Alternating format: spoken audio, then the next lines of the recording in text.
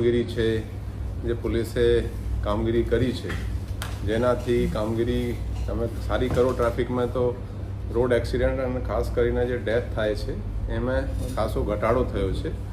એના અનુસંધાને આપણે આજે પ્રેસ કોન્ફરન્સ રાખી છે.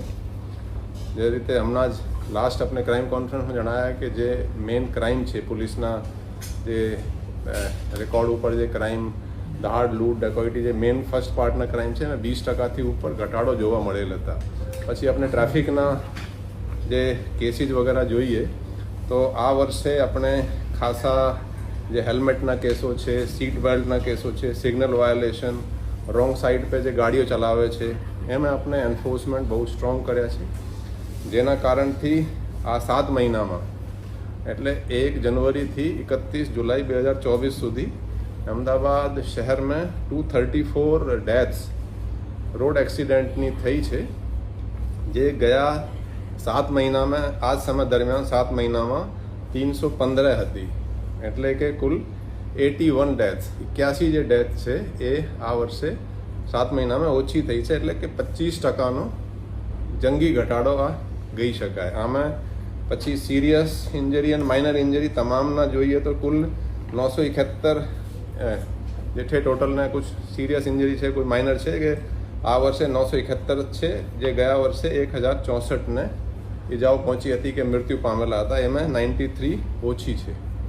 ટૂંકમાં આ છે કે તમે આ જુઓ તો આ વર્ષે આપણે જે એન્ફોર્સમેન્ટ અને એન્જિનિયરિંગ અને એજ્યુકેશન ત્રણેય જે ઇશ્યુઝ હોય છે ટ્રાફિક માટે એ ત્રણેય पे આપણે ખાસા સ્ટ્રેસ કર્યા છે.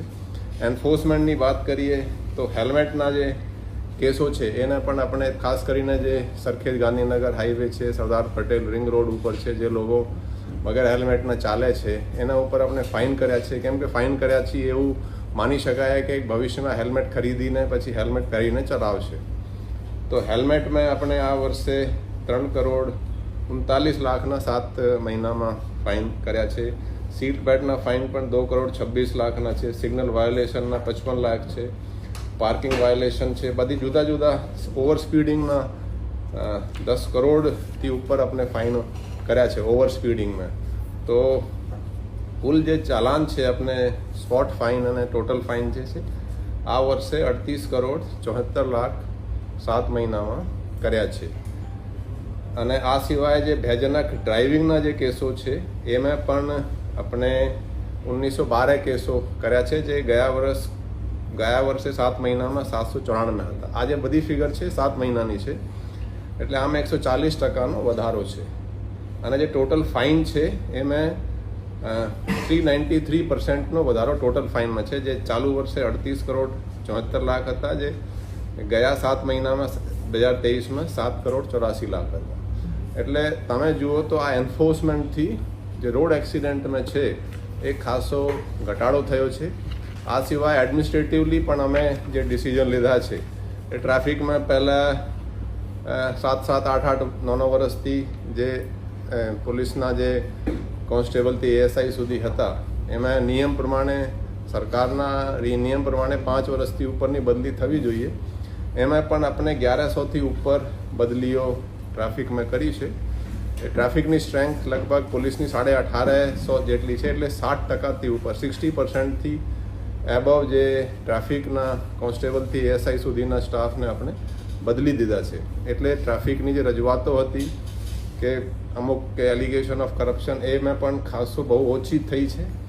અને એટલે એવું કહી શકીએ કે આપણે ઓવરઓલ ટ્રાફિકમાં ખાસી કામગીરી ટ્રાફિક પોલીસ દ્વારા કરવામાં આવી છે. આ સિવાય જે એન્જિનિયરિંગ પાર્ટ છે, એન્જિનિયરિંગમાં જે સુધારા કર્યા છે, નાના નાના સુધારાઓ આપણે જંક્શનોમાં ઇમ્પ્રુવમેન્ટ કર્યા છે, એની પણ પ્રેઝન્ટેશન DCP अपने ट्रैफिक मिस्टर शफी हासन करसे, तो उसके बारे में भी आपको बाद में बताएंगे. હવે હું કહેવા માંગુ છું કે જैसे હેલ્મેટ છે, હેલ્મેટ આ તમારે પોતાની સલામતી માટે છે. એને કોઈ એ કહીએ કે એના પોલીસને ફાયદો થાય એવું નહીં, એ તમને પોતાને ફાયદો છે, તમારે પરિવારને ફાયદો છે. કેટલા કેસો મેં જોયા છે કે ખાલી હેલ્મેટથી જે માણસની જીવ બચી ગયો અને અત્યારે પણ આપણને ધન્યવાદ આપે છે કે સાહેબ આપે એક વખત ફાઇન કર્યા, અમે હેલ્મેટ ખરીદ્યા એટલે આપણા જીવ બચી ગયા. એટલે હું તમામને અપીલ કરું છું કે જે ટ્રાફિકના નિયમો છે એ લોકોએ પાલન કરે.